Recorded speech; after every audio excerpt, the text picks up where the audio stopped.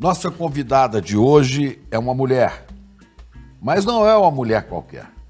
É uma das mulheres mais importantes, mais notáveis na história política deste país. Hoje ela é, pelo 6º mandato, deputada federal pelo estado do Rio de Janeiro. Benedita da Silva, mulher de muitas lutas. Nasceu no Rio de Janeiro, foi criada no Morro Chapéu Mangueira, na Zona Sul, e cresceu numa família de 15 filhos. Desde cedo trabalhou em tudo.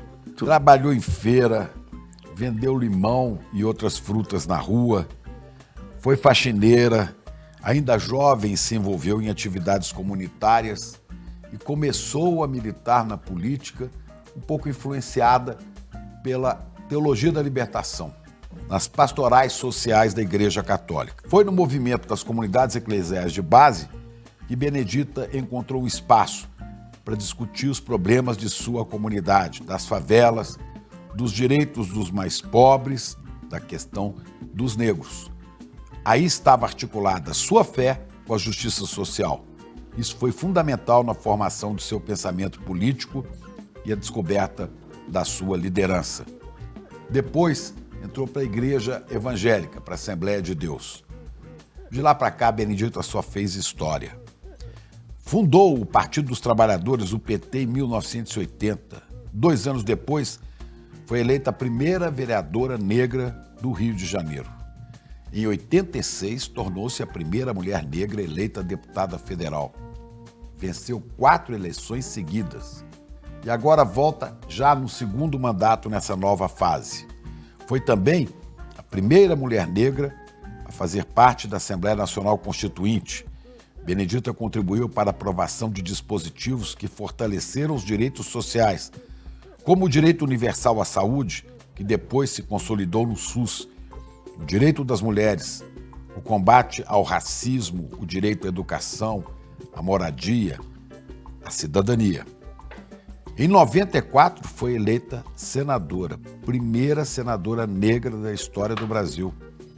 E trabalhou para regulamentar os direitos dos trabalhadores domésticos, um projeto que garantiu seguro-desemprego e fundo de garantia para essa categoria. Em 98, foi eleita vice-governadora do Rio de Janeiro. Com a saída do governador para disputar a presidência, Antony Garotinho, Benedita então se tornou a primeira mulher negra a governar um estado no Brasil. Foi ministra da Assistência e Promoção Social do governo Lula, no seu primeiro mandato. Foi deputada estadual, deputada federal. Nunca deixou de enfatizar a importância da sua origem para a sua luta política. Benedita é referência no feminismo negro e, para ela, a política deve ser instrumento de transformação coletiva e não privilégio de poucos. Benedita da Silva, que eu poderia chamar aqui de ministra, deputada, senadora, mas que carinhosamente nós chamamos de Bené. E é assim que a gente vai conversar com ela.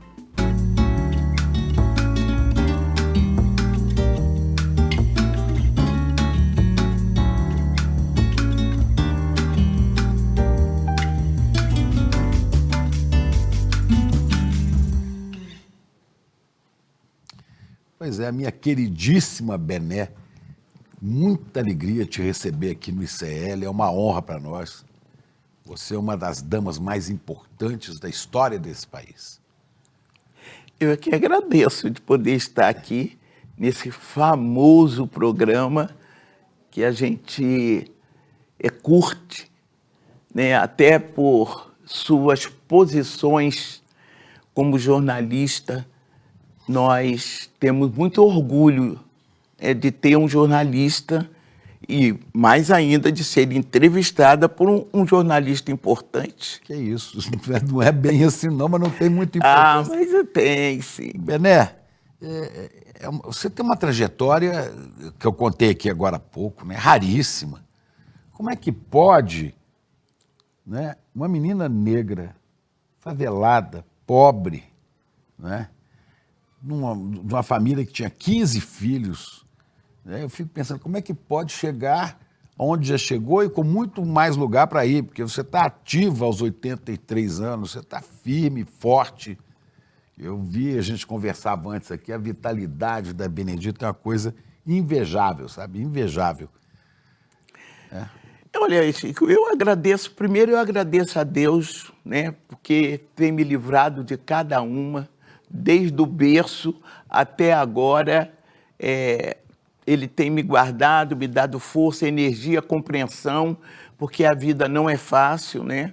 Aparentemente, você pode olhar para uma pessoa e achar que aquela pessoa está numa boa, e às vezes ela está numa batalha, está numa guerra tremenda, né? E aí, graças a Deus, eu sempre fui dessa forma. E tive minha mãe, né? A Dona Ovídia era uma mulher muito firme, era uma parteira, então ela dava muito conselho para a gente. Então eu convivi também com as histórias da escravidão pelas minhas bisavós. Elas colocavam essa questão. E aí eu conheci essa questão da escravidão, dos maltratos por ela. Então, eu acredito que eu fui assim uma privilegiada e eu aproveitei aquela bagagem dada, sabe? Porque dos 15 filhos de minha mãe, eu fui a única que fiz universidade, mas já fiz com 40 anos de idade. Então, mas sempre ali muito interessada nas coisas que fazia, bisbilhoteira também, quando minha mãe ia fazer os partos, olhar pelos buraquinhos ali para ver como é que era. Então, eu acho que isso, né, a gente vai criando energia. Carreguei muita lata d'água na cabeça, né, a bacia para lavar roupa longe, não tinha água, né? Trabalhei de faxineira. Olha, eu fui camelô, eu fiz carreto na feira, e é uma coisa que eu disputava com os meninos, né? Porque as madames achavam que os meninos tinham mais força e só queriam para o menino. Eu não. Eu confiava no meu tamanho, então eu falava assim, não, eu sou grande, eu não dizia que eu era forte, eu dizia, não, eu sou grande, eu vou levar para poder levar no carrinho. Eu tinha esse carrinho de rolimã, né? A gente tinha carrinho, consertava lá o carrinho, fui trabalhadora doméstica, né? E num tempo difícil, né, de trabalhadora doméstica, né? Então eu penso que eu aprendi primeiro na universidade da vida, sabe? Sabe que tem claro que você sabe quem era, né? Tem uma pessoa na política brasileira que tem uma história com muitas coisas parecidas com a sua, né? Que é o Luiz Inácio Lula da Silva, que falou comigo, falou assim, Chico, só de eu ter nascido onde nasci e ter passado dos 5 anos de idade já é um milagre, né? E agora eu vou longe, ninguém me segura. E como o Lula, você também tem 2 datas de nascimento, né? Conta essa história. Seu aniversário é dia 11 de março? Falando em Lula, eu me lembro que ele, para me convencer, eu ser a vice do Garotinho, e eu estava senadora. Estava 4 anos, né? Tinha mais 4. Ele contou essa história, quer dizer, a história dele, e ele mesmo falou assim, a minha história é igual à sua. Se você não me ajudar, quem é que vai? Aí não tive como. Eu deixei lá o Senado, porque o Brizola falou, não, só apoia o Lula se o PT colocar a Benedita de vice. Olha, não é, ele escolheu, ele me escolheu. Porque o candidato ele também gostava muito de mim, né? Era o garotinho, né? Era o garotinho candidato do Brizola, né? É candidato do Brizola. Aí o Brizola falou, como se não bastasse, ele falou, não, mas eu não quero todos os petistas, não. Eu quero a Benedita. Aí eu falei, ai. E o pessoal muito furioso, você não vai largar, você é a primeira mulher negra, senadora. Aí eu disse, gente, mas entre o Senado e o Lula ganhar uma presidência do Brasil, porque o Brizola foi a única pessoa que eu vi que realmente transferiu literalmente os votos dele para o Lula. Eu nunca tinha visto uma coisa dessa, mas literalmente, porque ele era um líder, né? E um líder sabe como é que Foi é. um grande governador, né, Vitor? Grande governador, né? A gente tinha referência boa com ele, até quando alguém falava, né, do Brizola, nós da favela ficávamos furiosos quando falava que o Brizola não, o Brizola deixa a segurança de qualquer maneira, deixa a segurança solta. Não era verdade. No governo do Brizola foi que nós tivemos um pouco de calma. Porque você imagine uma pessoa pobre, eu, paupérrima da vida, né, chegar uma polícia na sua casa e você ter uma latinha com arroz, outra latinha com feijão, outra latinha com açúcar, e pegar tudo isso e despejando no meio do chão batido para procurar maconha no fundo da lata. O que você acha? A Brizola acabou com isso. Brizola acabou com isso. Tem polícia, tem que subir, tem que prender, mas vamos respeitar o povo do Morro.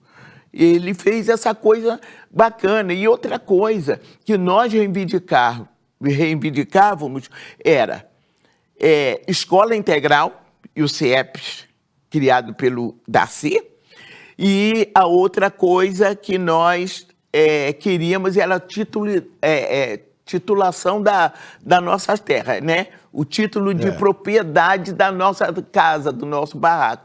Nós sofremos muito no ano de 64, quando eles foram derrubando os barracos de qualquer maneira, não foi uma coisa fácil. Então, eu tenho essa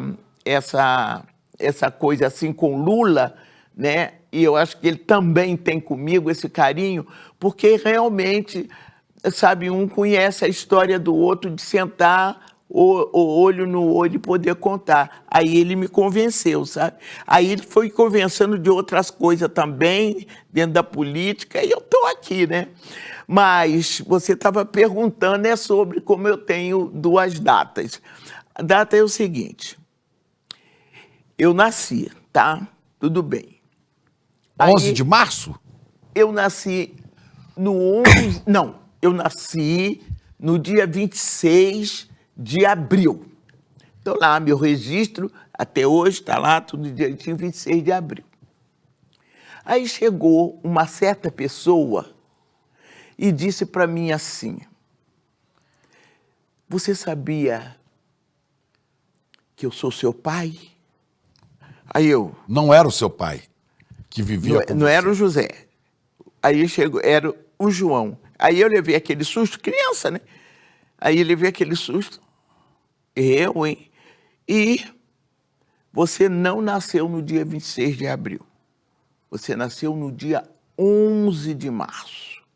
Só que minha mãe não tinha dinheiro, Dona o Ovídia. José também não tinha, a dona Ovídia, então deixou para me registrar no 26 de abril. Por isso que eu tenho duas datas. Porque eu tive dois pais, duas datas. Mas o José não sabia do João, que era seu pai biológico. Não. Ela achava que ele era o seu pai. O João era amigo, porque o que aconteceu? O meu pai, né? Meu pai biológico, foi quem recebeu a minha mãe quando ela saiu da fazenda dos Junqueiras, em Minas Gerais, que ela trabalhava lá... Sul de Minas. Com o meu pai. Mas, naquela época, ela não via dinheiro. Ela via a comida que ela pegava, que aí ela estava sempre devendo. E o meu pai, o José, foi trabalhar na ferrovia e desapareceu. Aí disseram que era no Rio. A minha mãe juntou aquela filharada dela toda e foi parar na Praia do Pinto. Ela já tinha filhos, já era casada com o José. Casada com o José. Então veio atrás do José no Rio. José era o segundo casamento dela, porque ela casou muito cedo, sabe? Era a família do seu Leopoldo. Então ela casou muito cedo mesmo. E aí teve filhos cedo. Eu tive duas irmãs, né, do primeiro casamento dela. Os demais foram do José. Então eu perguntava, a minha mãe chegou para mim e me perguntou o seguinte: eu vi um barulho, assim, uma coisa eu não entendia muito, aí ela chamou assim, olha, aí foi minha mãe que me contou, você é filha do José, do João, mas se o José souber, sua mãe morre. Então eu, desde criança, guardei aquilo para mim, então eu sabia do João, né? Mas o José não sabia. Mas o José não sabia. Quando é que o José descobriu que O ele dia não que eu era... briguei com a minha irmã, eu briguei com a minha irmã, e a minha irmã era destemperada, né? Aquela coisa toda. Aí teve uma discussão dela, aí aquela coisa de, eu vou falar isso, eu vou falar aquilo, você não sei o que, eu vou falar que você não é filha do papai. Nossa. E eu... Tinha quantos anos? E eu... 15? E eu digo, acho que eu estava com... Não, eu estava com uns 13 para 14. E aí? Né? E aí? Aí eu, fala, pode falar, aquela coisa. Pode falar. Aí a outra irmã, eu não estou colocando os nomes delas, né? Para elas não ficarem, elas já se foram, descansa no Senhor. Aí a outra irmã veio naquela coisa e disse, gente, não faça um negócio desse, pelo amor de Deus, pelo amor de Deus. E a minha irmã falando, aí ela foi lá, bateu na porta do quartinho do meu pai, do pai José, aí contou. Aí o que ele faz? É uma coisa, meu Deus. Agora eu estou contando essa coisa assim, mas na época... O tempo esquentou. O tempo esquentou, ele mandou buscar o João. Aí ele foi, né? Estava acostumado, porque eles jogavam carteado, né? Ah, eles eram amigos também. Jogavam carteado, eles trabalhavam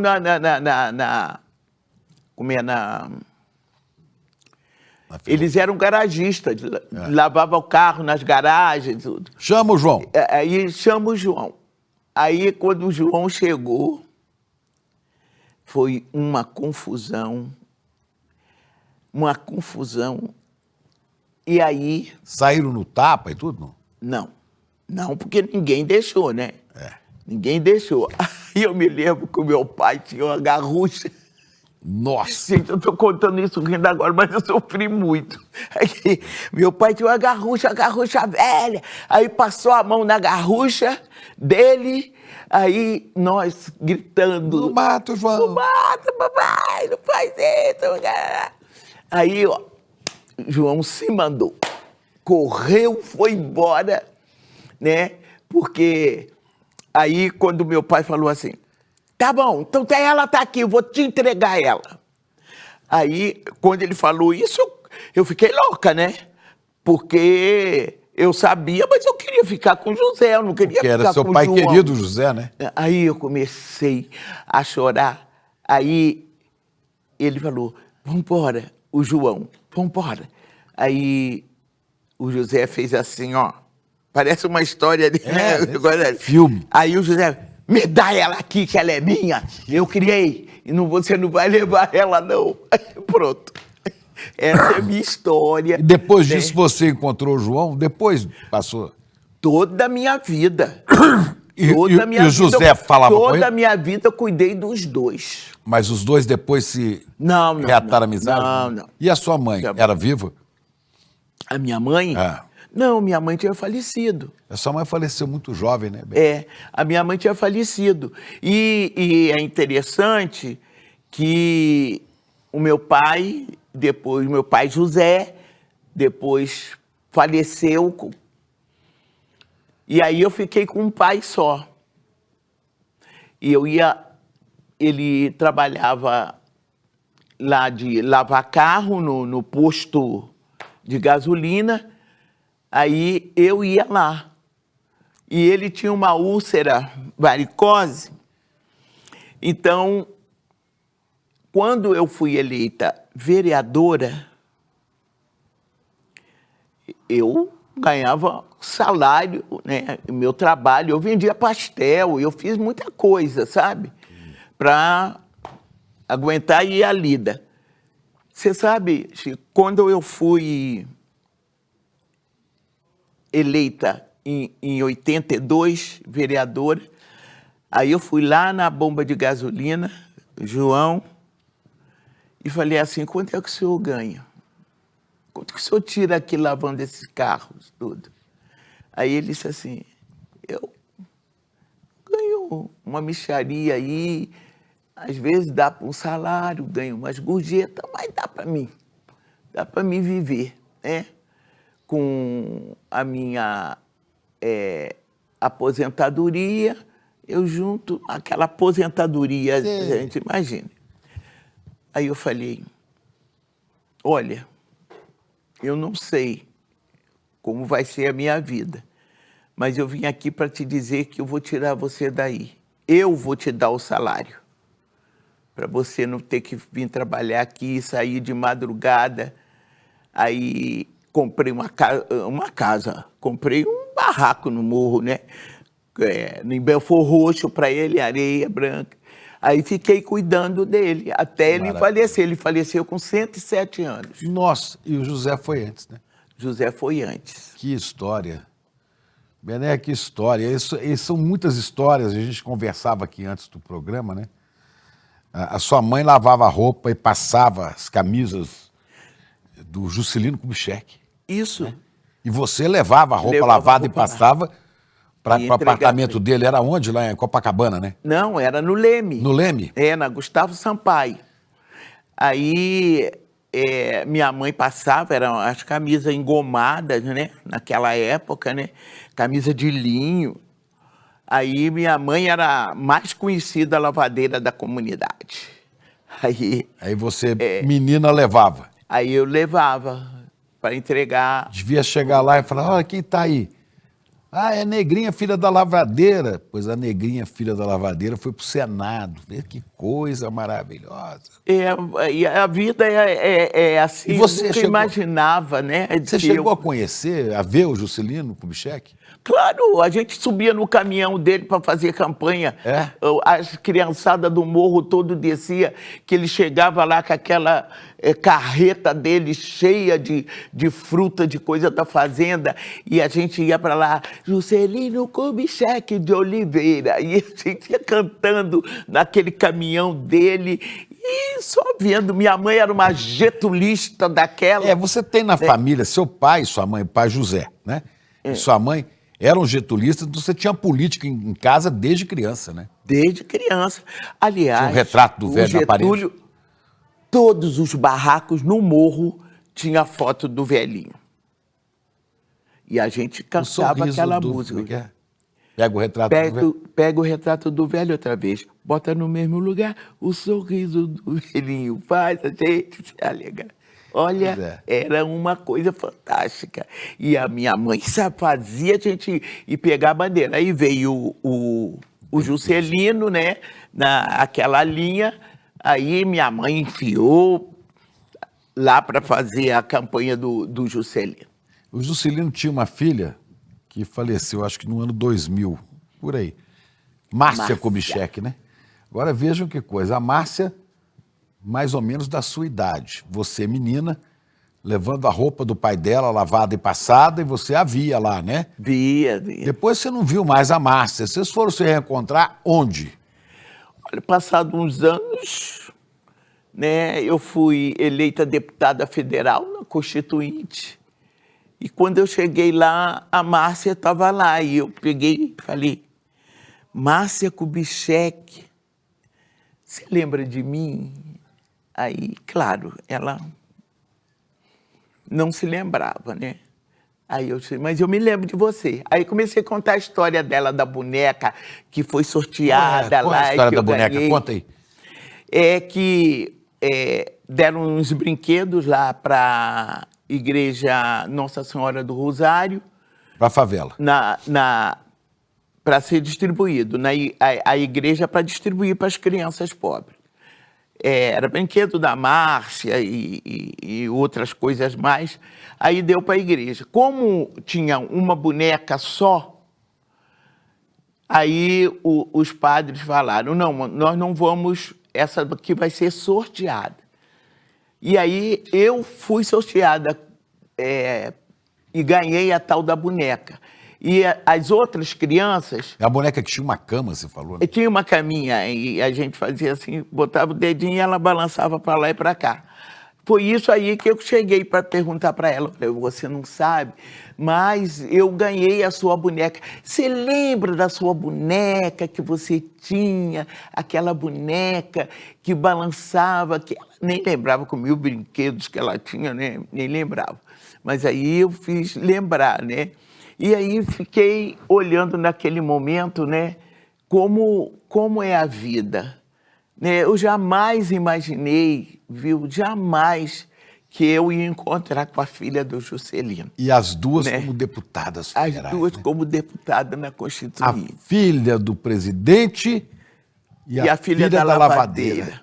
E as duas fazendo a maravilhosa Constituição de 88. Pois é. Olha, me emociona muito. E ali eu também me emociono quando eu digo isso, porque trouxe a lembrança de minha mãe naquele momento, sabe? Eu queria muito que minha mãe tivesse me visto ali naquele momento, mas eu queria muito, ela mereceria, sabe? Saber que a filha dela estava ali firme pelos primeiros ensinamentos que ela me deu, né? Ela me deu esse ensinamento de honestidade, de solidariedade. Ela era uma parteira que quando as pessoas diziam assim, Dona Ovídia, eu estou grávida e eu vou ter neném. Aí ela só perguntava assim, quando é que você vai ter? Ela ia lá, já comprava o franguinho e já ficava criando no quintal aquele franguinho para o dia do parto. Para levar para fazer a comidinha da gestante. Então, esses valores assim são coisas que a gente não esquece, sabe? E eu não me esqueço, sabe, Chico? Isso é uma coisa que eu não me esqueço, porque, graças a Deus, Deus não me deixa esquecer de onde eu vim. Pois é, e você carrega isso. Gozado que você fala de onde veio, né? E isso vai definir as suas posições políticas, assim como o presidente Lula não esquece de onde veio, assim como Brizola, porque Brizola teve uma época que ele era engraxate, porque o pai tinha sido assassinado, né? E ele trabalhava engraxando sapato de gente no hotel.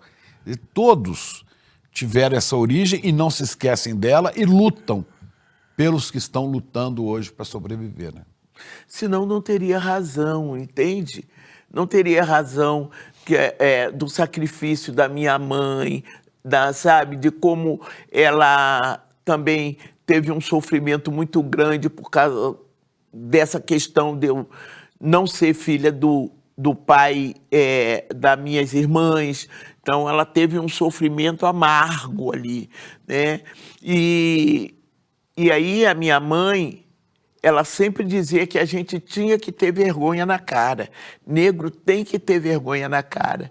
Então, foi assim que eu fui criada e por isso que eu digo, puxa, não adianta, às vezes até as pessoas falam, Benê, você fica com esse negócio de mulher, de negro, de favela. Eu digo, querido, quem é que vai falar isso? Se eu não disser isso, se eu não levantar essas bandeiras, quem vai levantar essas bandeiras por mim? Não, eu não estou por mim somente.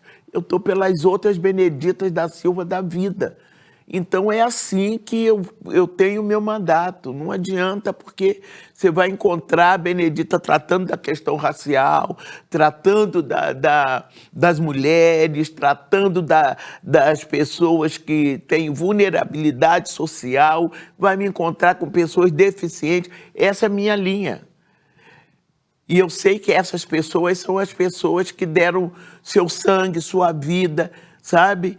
Para que o Brasil fosse gigante, enriqueceram muitos brancos aí, né? Muitos, né? Enriqueceram muitos. E agora está na hora da gente lutar pela reparação, pelo resgate, né, da maior população brasileira, que é de negros e negras. Bené, você tem uma vida de lutas, de sofrimento, que você diz que sempre suporta e mantém o sorriso. Pouca gente sabe, às vezes, que você passa por essas dificuldades. Você está no terceiro casamento, você casou com Antônio Pitanga, vocês estão juntos desde 92, né? 32 anos. 32 anos, tá vendo? E você teve 2 casamentos antes, você ficou viúva 2 vezes. Eu fiquei viúva 2 vezes, mas eles morreram de amor, tá? Fui bem tratado, graças a Deus, Você teve filhas só do primeiro casamento? Só. Mas você teve outros filhos, não? Não. Eu tive enteados, né? Dos 2 casamentos, né? Do segundo casamento, eu casei com uma pessoa que tinha... Eu casei com um amigo meu, né? Eu casei com um amigo meu. E depois eu vou comentar sobre essa coisa do casamento. Eu sou biblicamente correta. É bom que não estejamos sós. Então eu caso, né? E eu falo, eu caso logo. Mas eu quero lhe dizer uma coisa, viu? Essa vida, essa coisa mais íntima da gente, né? Uma mulher como Benedita e tantas outras mulheres, os homens têm medo. Então, quando eu ficava viúva, eu já falei, mas não tem medo. É impressionante. A gente brincava, né? Umas amigas, tinha uma amiga grande que faleceu. A gente brincava, porque eu falava com ela, meu Deus do céu, como é que pode? Aí eu falava assim, eu tenho meu trabalho, eu tenho minha casa, eu tenho tudo, por que eu não tenho um namorado? Eu não tinha, a pessoa não chegava, né? Então, eu casei com um amigo, o amigo ficou viúvo, eu fiquei viúva, aí nós casamos. Aí durou 3 anos. Aí ele faleceu, ele era cardíaco, né? Já vinha fazendo tratamento há muito tempo, aí faleceu. Ele tinha filhos, né? Convivo até hoje com os filhos, sabe? Graças a Deus. Então, ele faleceu e depois você se casou com o Antônio Pitanga, esse enorme ator brasileiro. Aí depois veio o Antônio Pitanga, que era o único que eu não gostaria, né? Por quê? Porque eu sou evangélica, né? E a gente tem alguns costumes nossos, né? Que a gente não impõe para ninguém, mas é nosso jeito de tudo. E eu olhava para Pitanga, eu digo, esse cara não é cara de casamento, e eu sou de casar. Eu gosto de fazer aquela festa, ir para a igreja, me vestir de noiva. É artista, né? Aí eu falei assim, não vai dar certo esse negócio. Eu pensei até que ele queria namorar minha filha, porque a minha filha estava solteirona lá. Aí ele ia lá na comunidade, né, que o Martinho da Vila fazia também lá um programa com a gente, né, que era na favela, o Quilombo. E ele ficava olhando para mim assim olhando. E eu falei para minha filha, olha. Aí ela dizia assim, deputada, não é comigo, deputada, você não está entendendo. É com você mesmo. É com você mesmo. E foi assim que eu conheci Pitanga, o Pitanga com esse Sorriso Maroto. Não é o Sorriso Maroto, o grupo musical, não. É o Sorriso Maroto do Pitanga, né? E aí o Pitanga já veio com a filha, né? Com a Camila. Aí a Camila e o Rocco, né? Aí Camila e Rocco já eram menores do que o do segundo casamento, que já estavam todos praticamente crescidos, né? E aí eu perguntei para ele se ele queria casar comigo, porque se ele não fosse casar comigo, não gostaria de namorar ele, não. Foi assim mesmo. Aí ele falou que queria. Falou que ia casar. Pois é, ele tem 32, vai fazer 32 anos. 32 Benedita, anos. E o Lula? Onde é que você conheceu o Lula? Como é que você fundou o PT? Fala um pouquinho rápido disso, que eu estou preocupado com o tempo do nosso programa. Olha só, Você conheceu o Lula? Eu conheci Lula em São Paulo. Em São Paulo, no... Como é? Sindicato? No sindicato. Tinha um pessoal que trabalhava com a gente da comunidade, né? Que aquele tempo só tinha o MDB E a Arena. E a Arena. Aí nós votávamos no MDB e tudo mais. Aí apareceu essa discussão do Lula, que estava pensando, discutindo com algumas pessoas para criar o PT. Aí... Você era ligado a algum sindicato no Rio de Janeiro? Não. Não, você não era. Não. Mas disseram que era interessante, porque tinha os segmentos sociais, estava liderança, né? Aí foram lá e me chamaram. Aí o Betinho, deixa eu te contar, Betinho... O sociólogo Herbert Souza. Aí o Betinho falava, vocês têm que ficar com Brizola, vocês não têm que inventar nada de partido.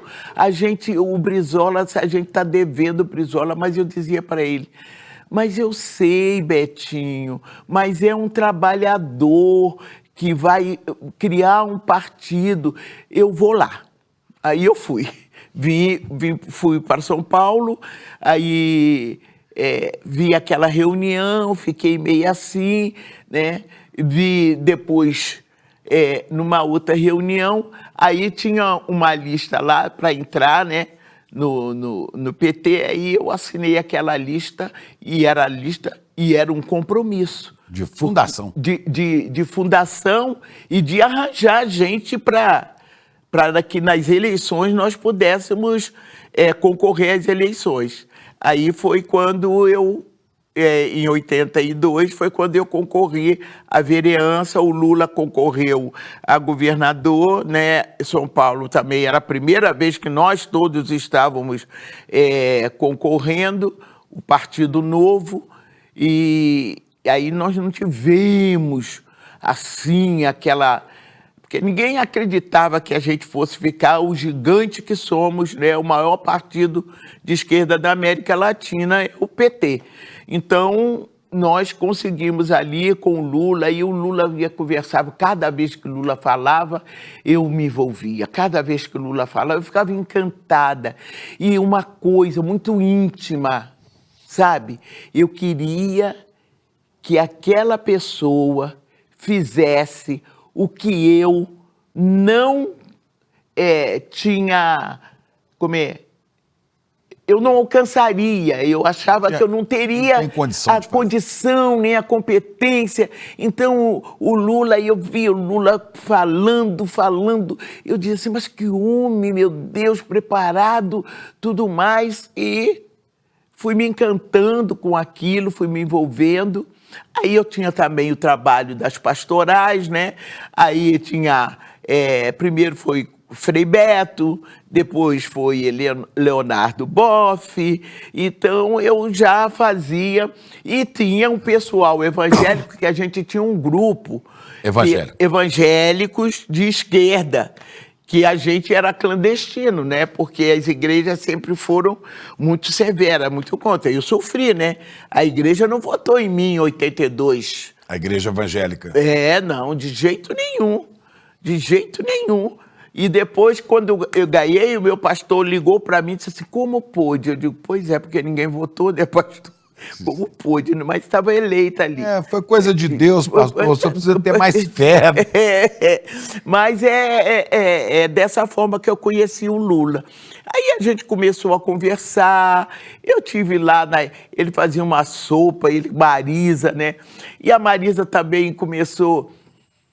A Marisa gostava muito de mim também, e foi assim que a coisa começou. Começou. Você tinha conseguido outra façanha antes disso, que foi entrar para a universidade e se formar, né? Porque você fez o colegial. Eu fui para... Aí eu estava ganhando como vereador, eu tinha que aproveitar. Como minha filha já tinha passado, ela queria ser odontóloga. E na época que a minha filha fez a prova, o vestibular, ela passou e as duas, sabe? Eu nem gosto de me lembrar isso, apesar de ter superado. Mas as duas ficavam olhando para o jornal, sabe? E eu tinha certeza que ela não tinha nem o dinheiro da passagem para ir para o UERJ. E nem tinha roupa para ela ir. E as duas olhando ali. As duas olhando pro jornal. Aí, quando foi em 82, que eu, vereadora, que eu já falei, né? Aí eu tirei um salário para o meu pai e a minha filha e eu fomos para a universidade. Que lindo. Ela estava barriguda já estava casada, barriguda. Eu fiz estudos sociais e fiz serviço social. Pois é, então você se formou já vereadora, né? Vereadora. Bom, aí tem saltos, que você foi ser deputada federal, depois senadora, depois foi ministra do governo Lula. Primeiro governo do Lula. Ficou. Você foi deputada federal de 87 a 95, não é isso? Isso. Agora você é deputada federal de novo desde 2011. É o sexto mandato de deputada. Senadora você teve uma vez, É. Né? E os outros já foram... E foi governadora. Não, eu fui vereadora. Foi vereadora e foi governadora, que era vice-governadora, e quando o garotinho saiu, você assumiu, ficou um ano, né? Não é?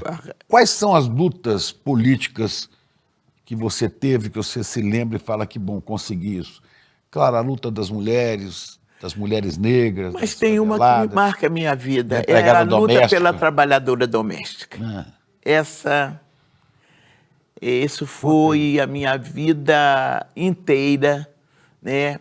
A gente trabalhava já com a pastoral das trabalhadoras domésticas, tentando vir... Chamava na época as empregadas, né? Empregadas domésticas. Aí as empregadas domésticas da época, né?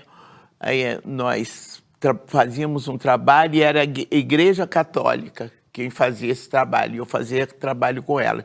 Aí eu era ecumênica nessas horas, sabe? Para poder levar e aproveitar o saber de todas as religiões ali com relação, né, à nossa luta, porque na Constituinte, por exemplo, não tinha uma pessoa que se declarasse ali ser de matriz africana para defender. Não tinha uma pessoa ali, pelo menos na comissão em que eu tratava desses assuntos, não tinha nenhuma pessoa para tratar a questão da orientação sexual.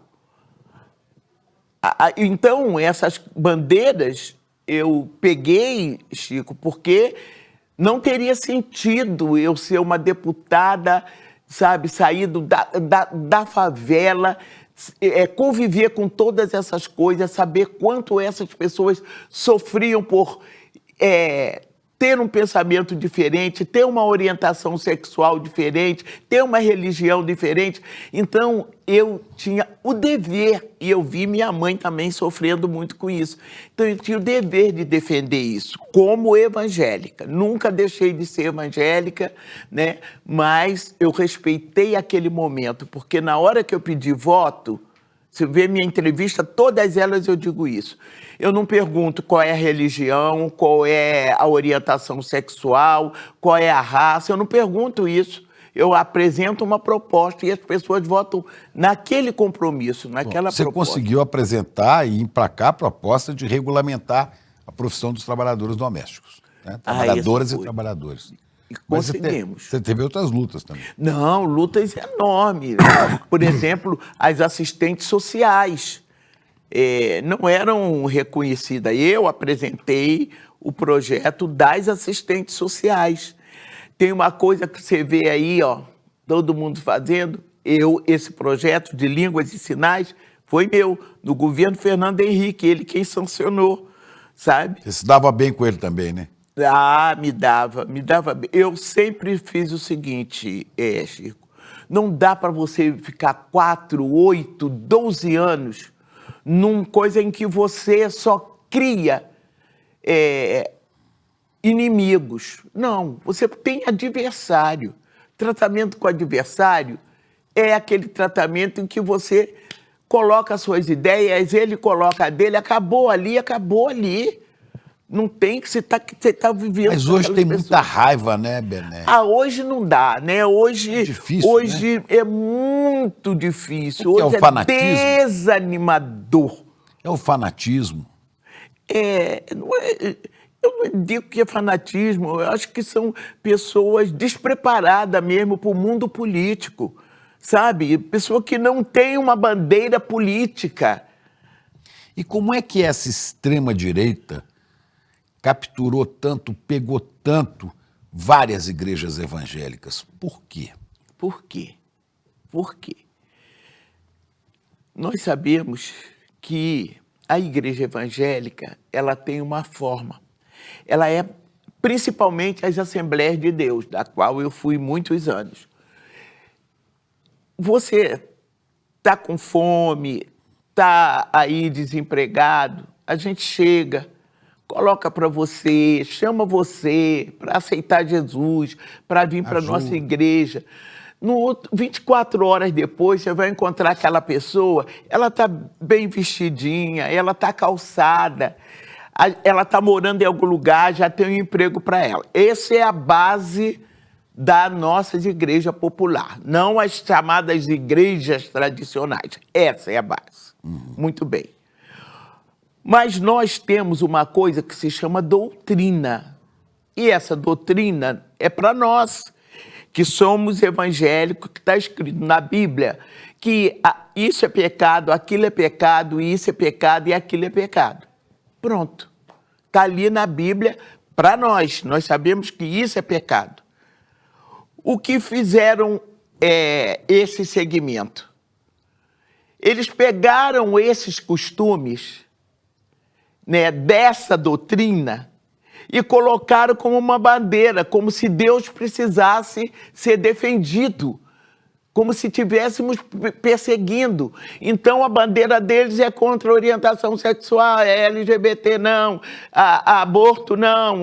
E sempre dizia, o Lula ganha a eleição, vai acabar com vai proibir. A igreja não acabou com a igreja, aumentaram foi as igrejas, né? As igrejas ficaram com mais recurso até que o Lula pegava os pobres da nossa igreja com Bolsa Família, Minha Casa, Minha Vida. Você acha que os crentes podem voltar a votar e apoiar Lula? Não, o Lula tem apoio dos evangélicos. Sei. Não tem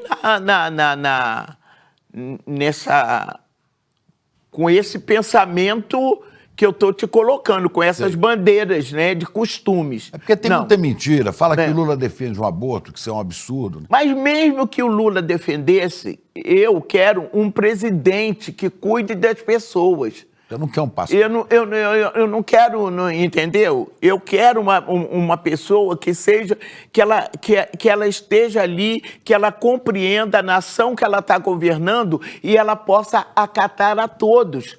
Eu fui uma constituinte e defendi ali na Constituição esse direito.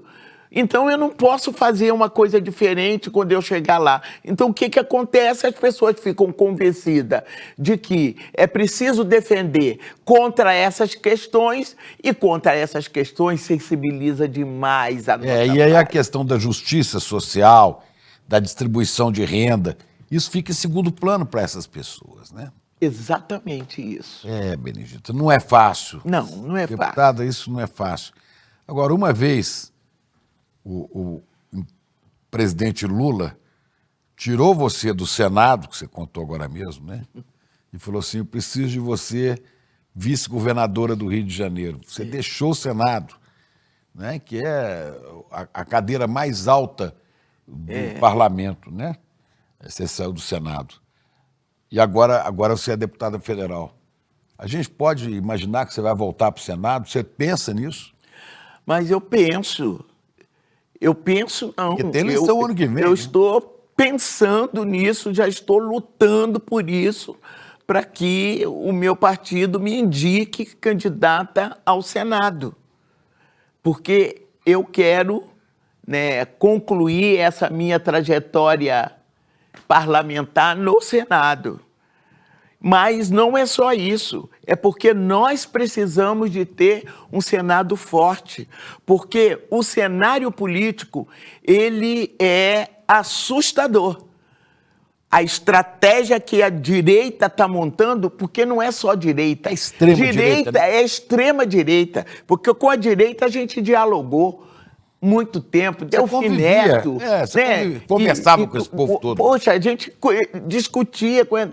Mas hoje é uma coisa perversa, né? É uma coisa assim, não importa, vamos fazer tudo para esse governo não dar certo. É só isso. Não precisa falar outra coisa, já fizeram plano até para matar o presidente, o vice-presidente e o ministro do Supremo. O que aconteceu no 8 de janeiro de 2023 foi um absurdo. Você estava onde? Você estava no Rio de Janeiro ou estava em Brasília no dia 8 de janeiro? No dia 8 de janeiro eu estava no Rio, porque nós entramos em recesso. Era um domingo. É. Você lembra de você ter visto isso na televisão? Eu lembro. Foi uma você achou? coisa horrível. Falou, vamos acabar com tudo agora. Eu falei, gente, eu ficava assim na frente da televisão, eu não acredito no que eu estou vendo, eu não acredito. Mas isso era uma coisa que eles já estavam armando na frente da Câmara e ninguém reclamou, na frente dos quartéis, chamando os militares para intervir. Eles pensavam que iriam ganhar. Como foi o Lula quem ganhou, então eles quiseram, como fala, ganhar no tapetão, dando um golpe. Ganhar no golpe, né? Ganhar no golpe, né? Uma eleição da qual eles não foram eleitos. E quando você voltou para tomar posse em Brasília depois disso, como deputado federal? Você já tinha tomado posse, né? Nós. Não, eu tinha sido reeleita. Mas você tomou posse em 1º de janeiro. Aí. E quando é que você voltou? Não, é porque eu estava reeleita, então eu ia até janeiro, né? Nós até janeiro nós entrávamos em recesso, aí fevereiro começava o novo mandato. Quando você começou o novo mandato. Quando nós começamos o novo mandato, foi uma loucura. Quando nós víamos o que eles faziam, eu disse, isso não vai dar certo. Como não está dando certo, não está importando, eles não querem saber, a extrema-direita não quer saber que o Brasil está bem ou se o Brasil está mal. Fizeram Mas está o mundo inteiro, né? O mundo inteiro, mas espera aí. Aqui, no Brasil, olha, você já imaginou o que é um parlamentar sair para pedir um outro governo de um outro país para intervir nas decisões do Supremo do Brasil? Parece loucura, né? Mas é verdade. Mas é verdade. É um filme de horror. Deputada, mas eu penso assim, a gente está vendo no mundo inteiro, os Estados Unidos com Donald Trump, um cara de extrema-direita, é meio amalucado, né? A extrema-direita crescendo na Alemanha, crescendo na França, crescendo na Itália, Portugal, né? Na Hungria já domina tudo. Você acredita no futuro do Brasil, no meio dessa confusão toda? Que Brasil que você acredita que a gente vai ter? Não, eu ainda não deixei de acreditar no Brasil e coloco o meu nome, né, à disposição para o Senado, se o meu partido quiser, exatamente para como eu posso contribuir. E outras pessoas estarão contribuindo de outra forma. Eu acredito nesse país, esse país tem jeito. Como é que Lula tira 36 milhões de pessoas da fome? Bom, saímos do governo, impeachmentaram a Dilma, né? armaram todas essas coisas, né? Nós não, mas votaram no inominável, aí o Brasil se tornou isso, voltou a fome, voltou o desemprego, nós tivemos a pandemia, foram 2 anos terríveis para a gente, o governo não estava nem aí. Então, como é que você pode ter esperança num governo dessa natureza? Agora, com o governo atual, eu tenho esperança. Eu tenho esperança que o Brasil pode. Já tirou do mapa da fome, já não está mais no mapa da fome. Temos o maior índice de carteiras assinadas de emprego. Retomou a relação internacional do Brasil. Brasil respeitado. Por que Trump está brigando com o Brasil? É o BRICS. Está lá a dona Dilma, presidenta, reeleita por eles, né, reconduzida, presidenta do BRICS. Então, esse torneiro mecânico, ele tem demonstrado que é possível, sim. E se o Congresso ajudasse, nós estaríamos numa situação bem melhor. Eu fico impressionada o número de gente que está viajando, que está vindo, que está voltando, que está não sei o quê. O Brasil começou a movimentar-se de novo. Dá certo outra vez. Tá certo, claro que tá. Agora dá uma tristeza tremenda quando você chega no Poder Legislativo e vê um Legislativo voltado, sua maioria, claro, nós não somos maioria, e a maioria votar coisas assim escandalosas. Pois é. Benedito, é muito bom você dar essa esperança toda. E, para terminar, eu quero só lembrar aqui, né, que... Eu me empolgo, né? Eu também me empolgo, eu me emociono com você. Né? Eu vi aqui uma foto sua na galeria da ONU em Nova York. Uma foto sua foi em 2017, que, né, no movimento mundial de defesa dos negros e contra o racismo, né, eles colocaram as personalidades mais importantes do mundo, né, na galeria da ONU, no museu da ONU. Né? E a foto que eu vi aqui, ver se a gente consegue reproduzir, não vai estar aqui, mas eu vou tentar pegar. Está a sua foto como uma das mulheres mais influentes no século na luta pelos direitos da comunidade negra, dos nossos irmãos negros. E ao seu lado está Barack Obama, no mesmo nível. A filha do Juscelino ia gostar muito de ver isso. Pena que ela nos deixou. E o presidente JK também. Iria gostar. Bené, obrigado demais. Ó. Meu Deus, coisa que isso? Eu não posso me abaixar como não você, abaixa, tá? Não abaixa. Eu tenho o joelho operado. É muito bom ter você aqui. Tchau. Tem algumas aulas que acabam virando referência, viram marcos em determinado assunto. E a gente deu uma aula que as pessoas classificaram como um divisor de águas nesse assunto, educação financeira. Um passo a passo, simples e prático, que mostrou para todo mundo o que fazer para caminhar para esse equilíbrio da vida financeira. As pessoas ficaram encantadas e muita gente pediu para poder assistir de novo, para fazer anotações e para poder convidar outras pessoas para assistir também. Se você não assistiu essa aula ou quer assistir de novo, uma notícia maravilhosa. A gente liberou o replay, mas liberou por pouquíssimo tempo. Então, antes de sair do ar, clique no link aqui e assista essa aula. Uma aula que vai transformar a sua caminhada financeira de uma maneira muito simples e prática. E no final da aula, todos os presentes que a gente preparou para quem assistir vão estar lá. Para você também que vai assistir o replay, tá bom? Corre lá, antes que saia do ar.